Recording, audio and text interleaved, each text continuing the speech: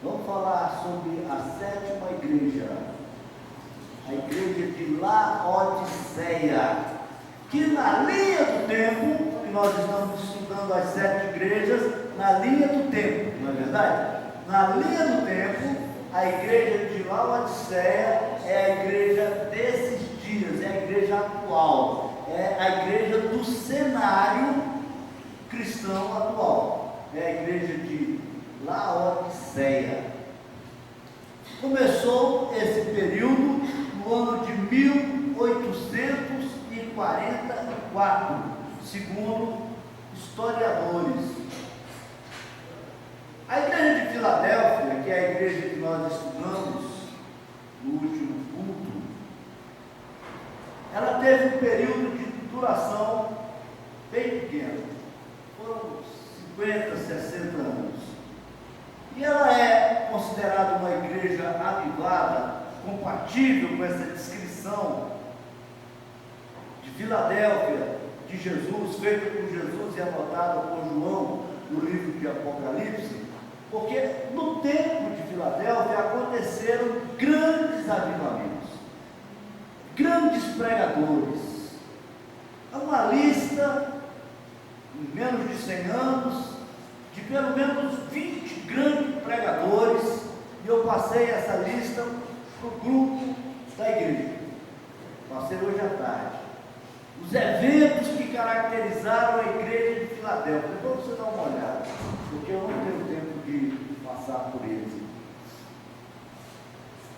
Uma igreja avivada e evangelizadora. Uma igreja que evangelizou, que pregou o evangelho mais ou menos nos termos do apóstolo Paulo, lá na igreja primitiva. Eles conseguiram balançar a estrutura mundial com a palavra de Deus em pouco menos de 100 anos. Então a igreja de Filadélfia tem essa característica. E para a gente entender a igreja de Laodiceia, nós precisamos entender a igreja de Filadélfia e nós precisamos entender a igreja de Esmirna. A igreja de Esmirna é aquela igreja que passou por grande tribulação, que Jesus disse: olha, vocês passarão por grandes provas, vocês já estão sendo provados, mas continuarão passando por grandes provas, e aquele que não me negar diante da morte, não passará pelo dano da segunda morte. E teve um detalhe interessante nessa igreja de Esmirna, que o próprio Jesus, caracterizando essa igreja, avaliando essa igreja, ele fala: olha, vocês são pobres, vocês dizem, nós somos pobres. Eu vou até ler aqui no texto, a igreja de Esmirna, aqui, que é muito interessante para a gente entender Laodiceia. Jesus diz aqui em Apocalipse capítulo 2, versículo 9: eu sei que vocês estão sofrendo, sei que são pobres, mas de fato são ricos.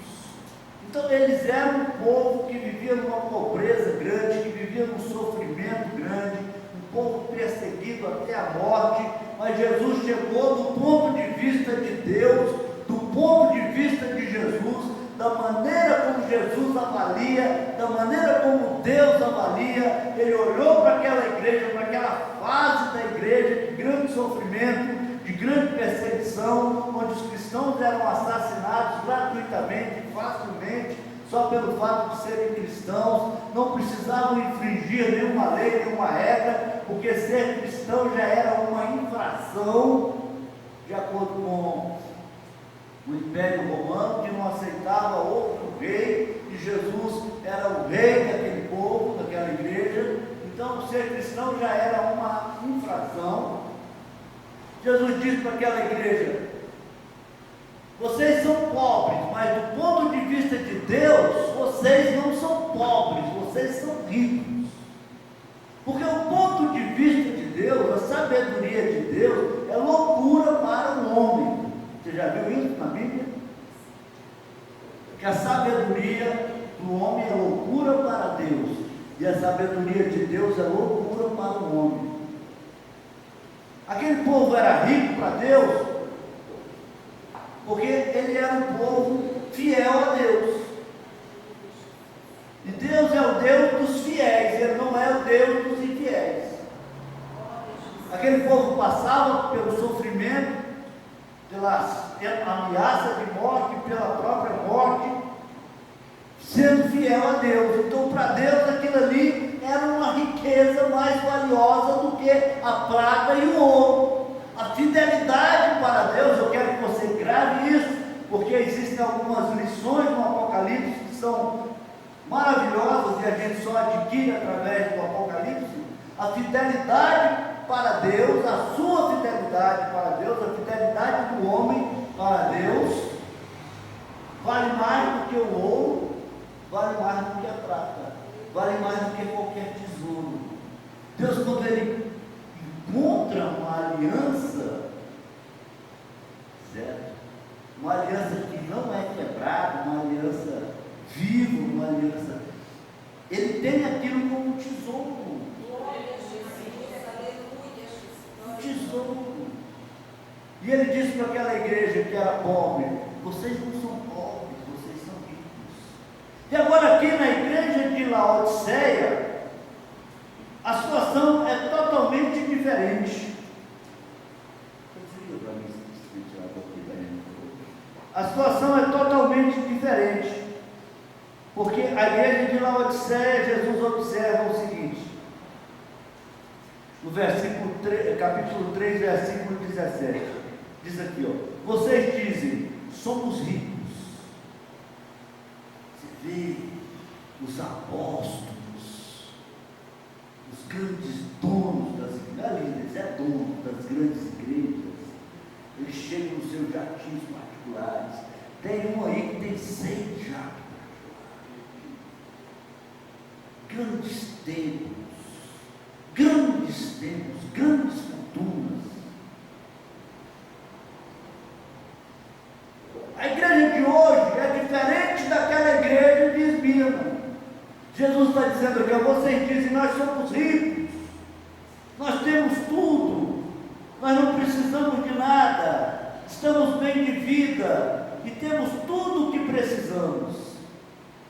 Aí Jesus dá a opinião dele, Ele dá a avaliação dele, Ele dá a sentença dele, Ele dá a opinião dele, Ele revela como é que Deus vê a situação da igreja de hoje, essa igreja pomposa, essa igreja que cobra não sei quanto para entrar no culto da pregação do Evangelho, essa igreja que hoje mesmo na cidade de Anápolis existem cantores e pregadores que cobram 50 mil reais para fazer uma apresentação numa igreja monetizada, uma igreja que cobra para pregar o Evangelho, sendo que o próprio Jesus disse: de graça recebeste, de graça dá. Uma igreja que tem uma conduta própria, mas que Jesus, diante disso, você não precisa de reparar nem criticar a igreja de hoje, porque Jesus já deu a sentença.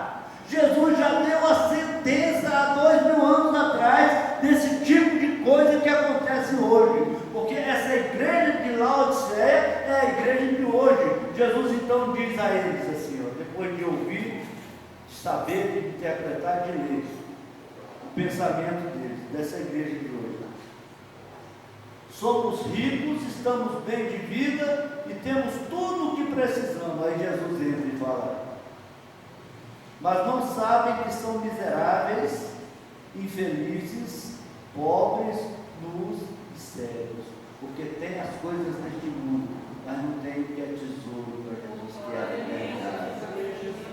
Não tem o que vale para Jesus, o preço de ouro, que é a aliança. Não tem o que vale para Jesus, que é a obediência. Não tem o que vale para Jesus, que é a servidão. A igreja de hoje ela não tem. Então, apesar de toda a pompa, apesar dos grandes templos, aparelhagem de som, uma igreja hoje que não tem uma aparelhagem de som que custe 200 mil reais, ela não está na roda do gospel. Um cantor gospel não vai cantar, não canta um negócio desse tipo de jeito nenhum. Nem entrar numa igrejinha dessa aqui, só de Caé, cantora gospel famosa aqui de Anápolis.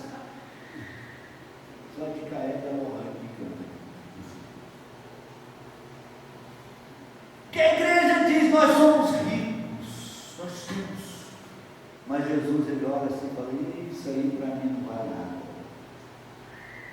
Isso aí para mim não vale nada, nada, nada. Vocês são miseráveis. Olha só o que Jesus diz: vocês são miseráveis, pobres, cegos e nus. Vocês não têm nada. Vocês são mornos, vocês não são nem quentes nem frios. Quem dera vocês fossem crentes ou frios, mas porque vocês não são nem quentes nem frios, eu vou vomitá-los da minha boca. É o que está escrito aqui. São essas palavras que estão escritas aqui sobre a igreja desse tempo.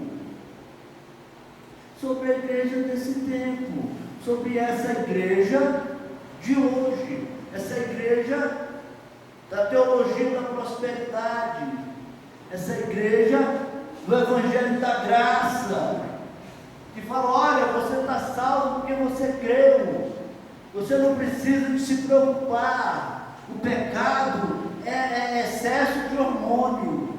Quando você adultera, é porque o seu hormônio está adulterado.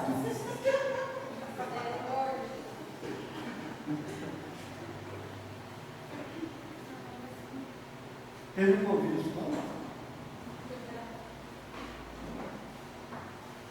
O pecado é uma questão de hormônio. Controla o hormônio que você deixa de pecar. A igreja de hoje, prega isso.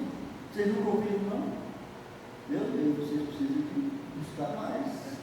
Vocês ficam fazendo o que no TikTok?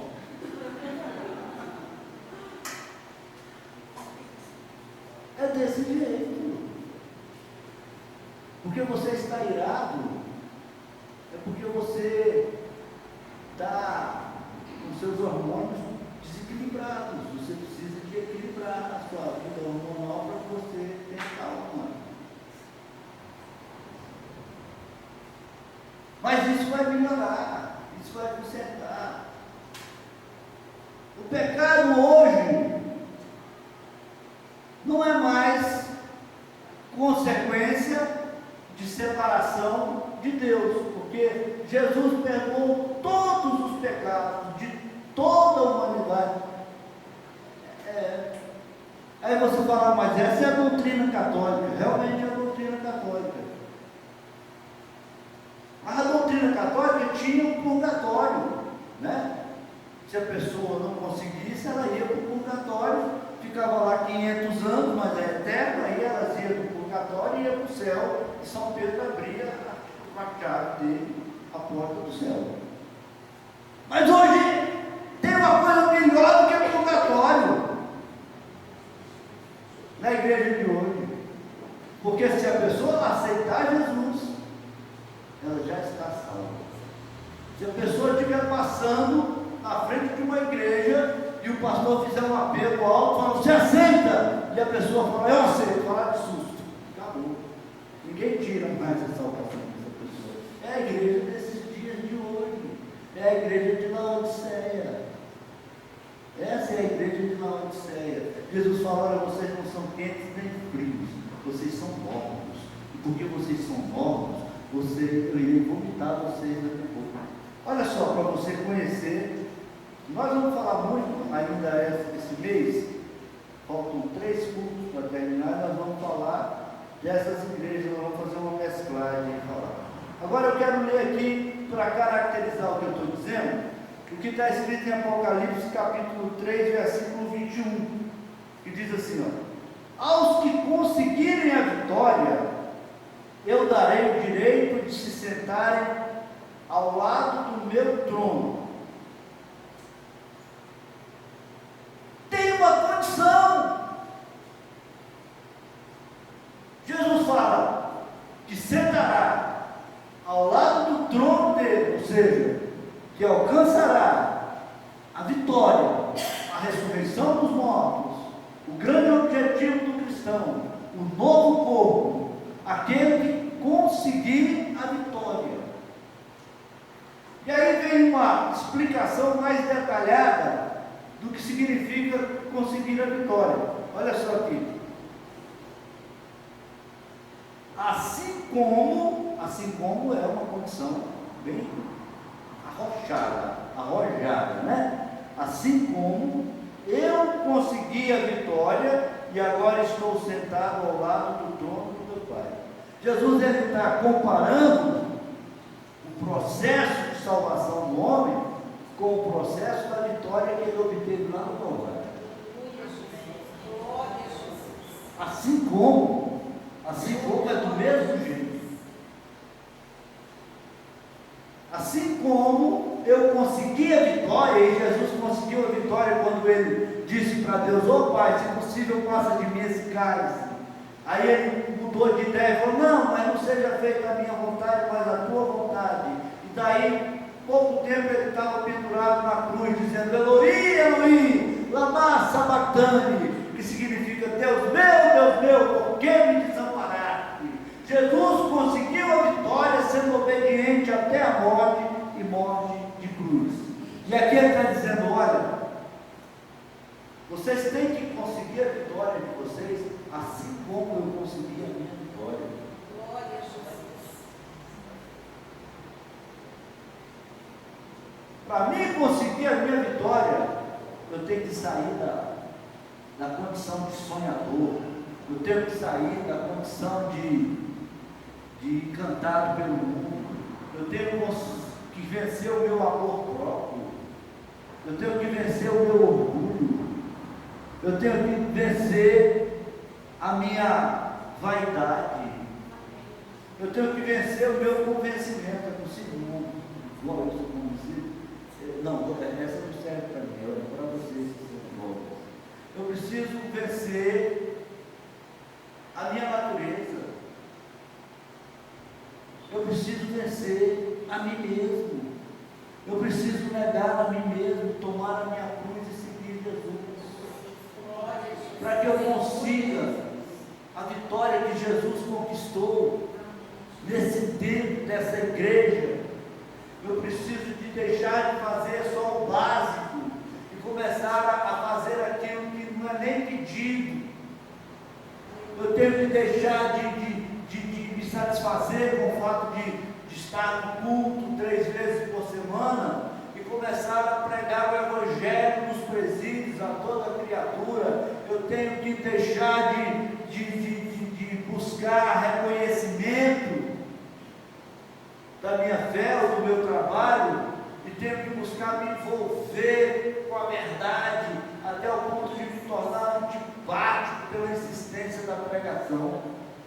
Eu tenho que me expor completamente, eu tenho que superar os limites,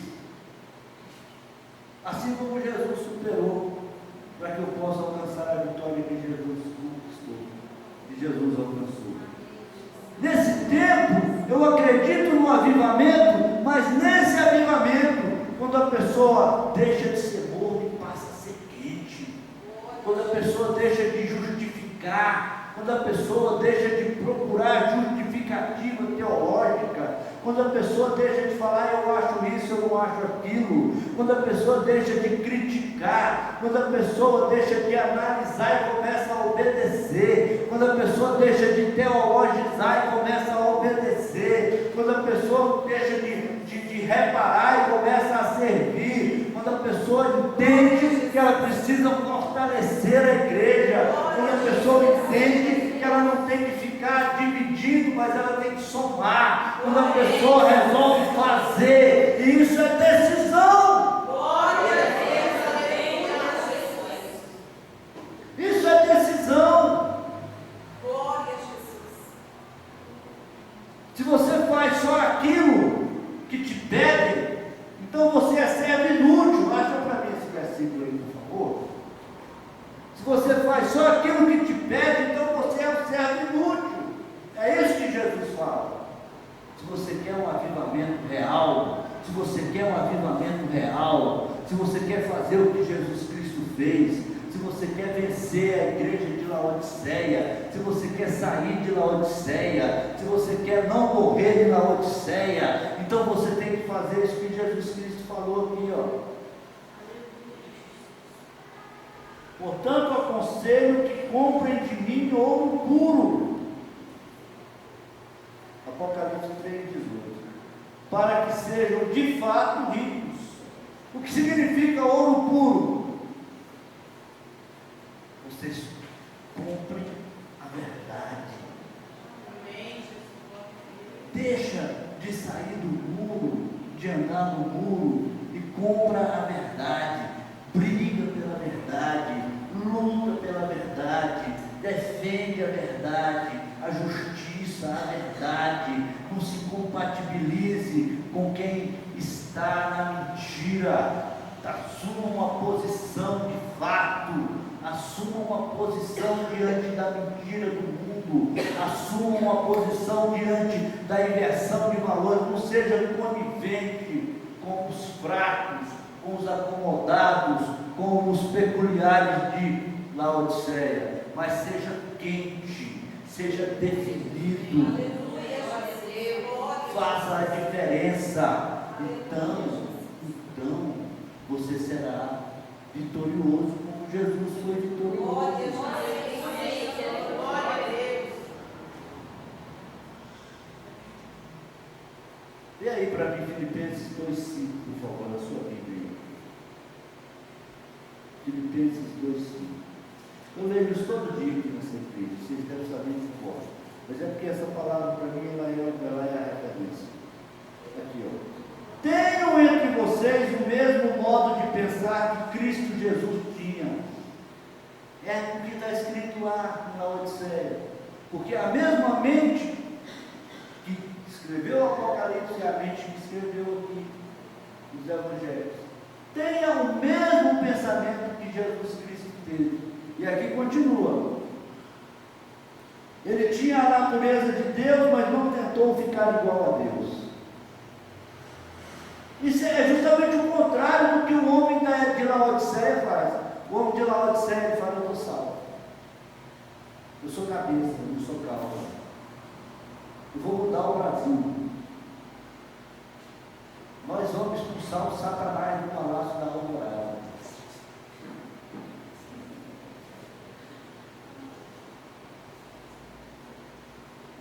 Porque nós temos poder. Uma igreja desse tempo tem poder. Porque nós temos o poder da fé.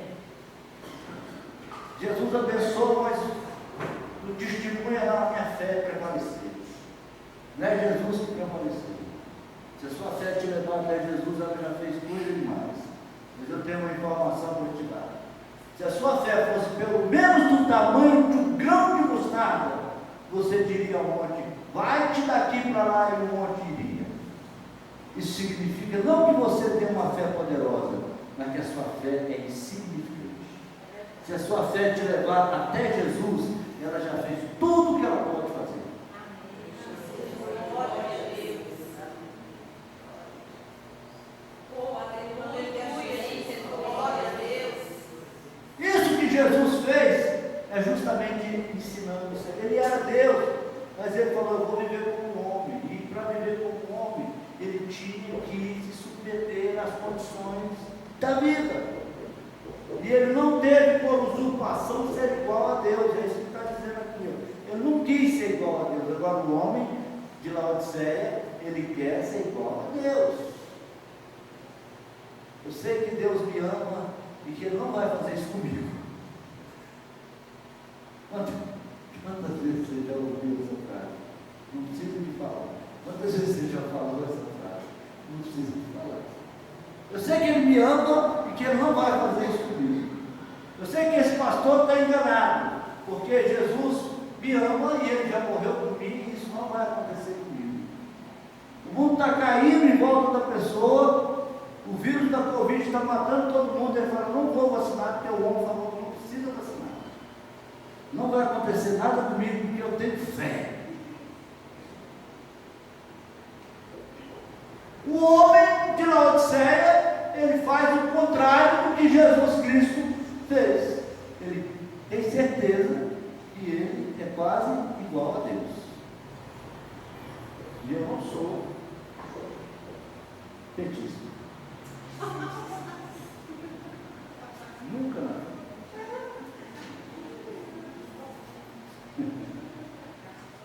Pelo contrário, ele abriu mão de tudo que era seu e tomou a natureza de servo, tornando-se assim igual aos seres humanos e vivendo a vida comum de um ser humano.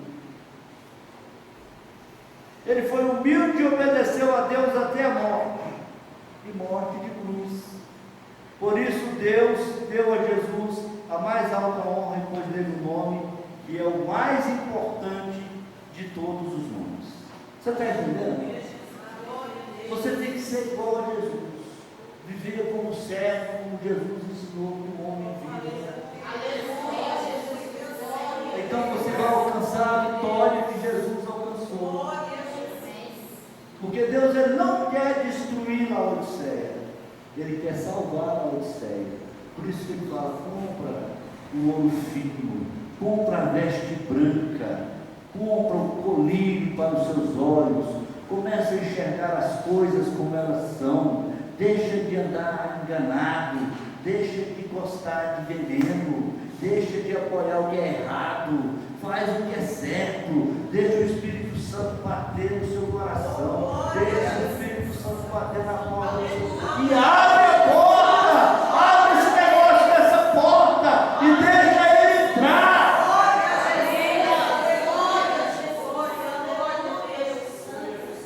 E ele diz aqui, agora eu estou começando de trás para frente, vou aqui no começo aqui. Essa é a mensagem do amém, da fiel testemunha, daquele que por meio de quem Deus criou todas as coisas. Eu sei o que vocês têm feito, sei que não são frios nem quentes, mas porque são apenas mornos, eu já li, vocês dizem somos ricos, portanto aconselho que comprem de mim, eu corrijo e castigo todos os que amam. É Jesus falando, tem gente que fala, Deus me ama, Ele me aceita do jeito que eu sou, Ele me salvou e Deus vai dar um tempo para mim. Eu estou no tempo da permissão de Deus, da vontade permissiva de Deus. Eu estou no tempo da vontade, não existe esse negócio. Jesus fala, eu corrijo aquilo que eu amo. Jesus corrige não é passando a mão, não, Ele corrige é dando pancada. É tirando. É chacoalhando, é confrontando, é mostrando. A correção de Deus é uma correção difícil. Somente quem é servo,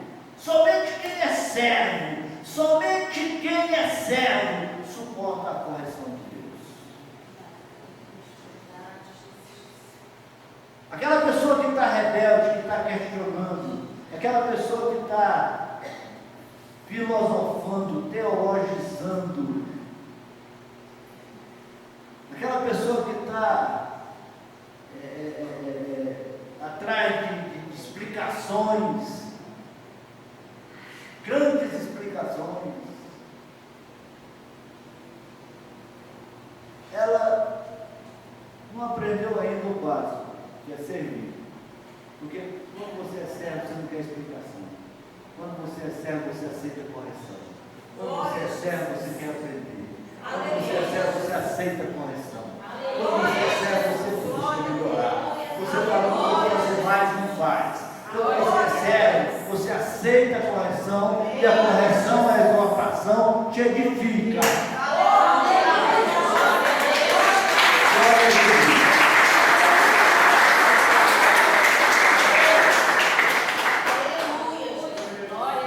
Glória a Jesus. Esse negócio desse tempo em que existe tanto questionamento, porque Deus não é assim, eu acredito em predestinação, eu não acredito nisso, eu não acredito. Rapaz, larga que nome esse negócio. Aprende com Davi, não me exercito em grandes assuntos, nem em coisas elevadas para mim. Faz o básico. Você, até o fim da sua vida, aprender a fazer o básico, você vai para o céu. Agora, se você até o fim da sua vida não aprender a fazer o básico, não adiantou nada. Porque Jesus trabalha e Ele espera de nós o básico. Ele não quis ser igual a Deus no meio dos homens, porque Ele quis que o homem aprendesse a ser certo.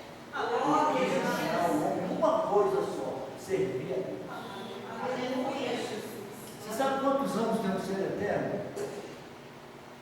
fogo, né? Como é que chama esse tipo de pergunta, sabe? Você falou a palavra desses dias atrás,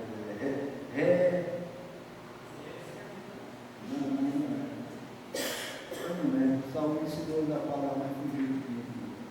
Quando você afirma uma coisa, todo mundo sabe.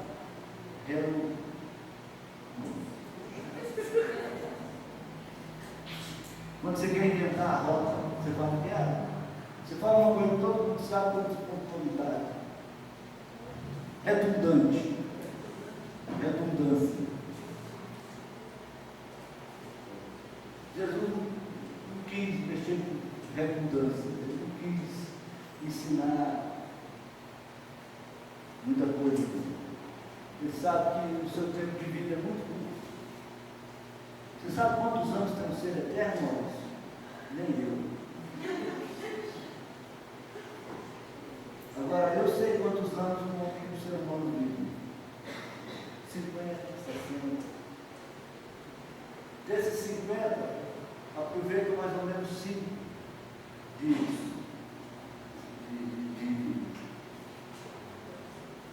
lucidez. O resto é só devaneio, sonho, teoria, hipótese, possibilidade, suposição. Em 50 anos você não aproveita nem 5 de lucidez na mente do ser humano. O resto é só papagaiada. Então Jesus ele não quis perder tempo. Ele falou, vou ensinar esse povo logo o basicão. Se eles aprenderem o básico, eu vou tirar ele daqui logo. Porque não adianta eu insistir muito. Então, ao invés desse negócio de ensinar você e eu, a igreja, a servir, fala, aprende as vogais da vida. Servir. A hora que você servir e Deus te aprovar como servo, então está tudo resolvido. Porque você não tem tempo para ficar se preocupando com coisas grandes, não. Você não tem tempo para ficar se preocupando com o sexo dos anjos. Você não tem tempo para ficar assim, querendo pensar como Deus. Porque Deus pensa assim, porque Deus não pensa assim, porque Deus faz assim, porque isso é de Deus, porque isso não é de Deus. Nego, para com esse negócio e aprende a servir.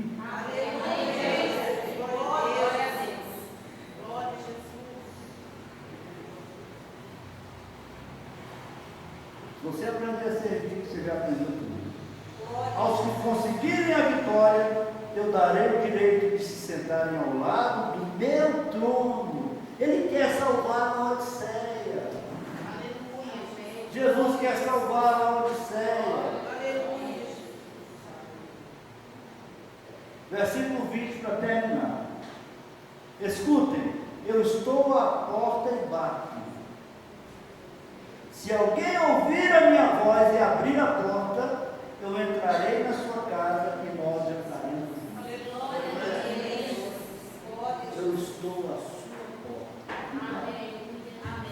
Glória a Deus. Detalhe, quem está à porta não está dentro. Cuidado com a igreja de Laodiceia. Porque Jesus está dizendo, eu estou à porta. Quem está à porta, vai lá na porta. Do lado de dentro. Agora você não sabe se Jesus falou do lado de dentro ou do lado de fora. Eu estou à porta e quem está à porta não está dentro. Jesus ele não se mistura com coisa morna. Ele não se mistura com coisa duvidosa. Ele não se mistura com doutrina humana, com coisa de ser humano. Jesus ele não se mistura com essas coisas. Ele fala, eu estou à porta e bato. Se você quer Jesus nesse tempo, você precisa de largar o normal e passar a uma vida de intimidade, e buscar uma intimidade com Deus. Largar de chegar no culto para cantar e escutar a pregação e começar a estudar a Bíblia, começar a testemunhar do Evangelho, começar a fazer alguma coisa proativa pela igreja, começar a se envolver com o povo de Deus, começar a seguir o exemplo do irmão Maurício. Nós orávamos e eu nunca esqueço esse detalhe. Maurício saiu de dentro de um buraco de tatu lá, que ele estava orando, ele nem viu tanto que ele estava sujo, coitado, da terra, que ele estava deitado com a boca de pó lá, e saiu lá cheio do Espírito Santo e falou: o que eu posso fazer? O que eu posso? Meu irmão, você tem que fazer igual Maurício. Você tem que perguntar: o que eu posso fazer? Não é ficar dizendo: ah, porque o céu só quer para ele não dá oportunidade para ninguém. O povo que fala isso. Você pergunta para Deus: o que eu posso fazer? O que eu posso fazer? O que eu posso fazer? Que Ele vai, se eu não falar, Ele vai falar. Amém. Ele vai falar. O que é que você pode fazer? No seu coração. Você faça. Você faça. Porque quando você der o primeiro passo, Ele dá dois para você. Aleluia. Se você der o segundo passo, Ele dá 10 para você. Você quer sair de Laodiceia? Então você pergunte para Deus: